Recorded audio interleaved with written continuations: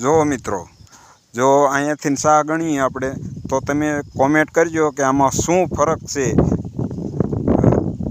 Organic મગફળી અને ઓલી મગફળીમાં.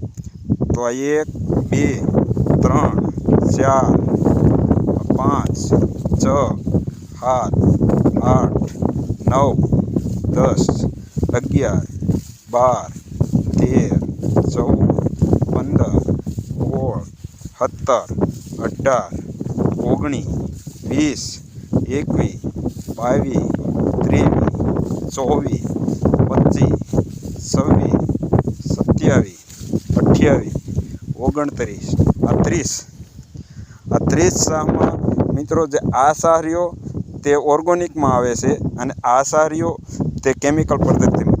તમને કોઈને ફરક દેખાય તો કહેજો.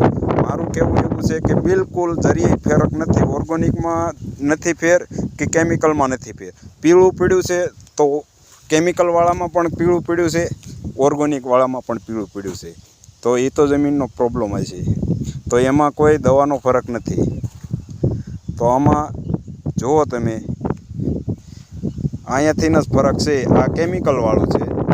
આ થાંભલો જે દેખાય ને એ થાંભલાવાળું આ કેમિકલવાળો ભાગ છે અને આ ઓર્ગોનિકવાળો ભાગ છે.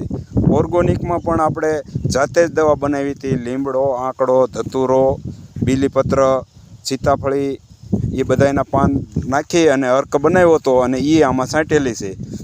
તો આમાં પણ જીવાત નથી, આમાં પણ જીવાત નથી. આમાં કેમિકલ પેસ્ટિસાઇડ છાંટી છે, આમાં કોરાજન છાંટેલી છે.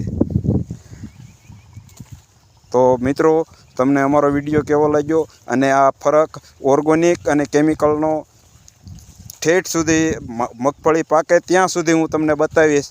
તો પછી તમે નક્કી કરજો કઈ ખેતી કરવી કઈ નહીં. બરાબર. અને ઓર્ગોનિક આપણે મગફળી ઘરે ખાવા પૂરતી 30 સાહ જ રાખી છે. બાકી તો બધી આપણે પેસ્ટિસાઇડ કરી છે.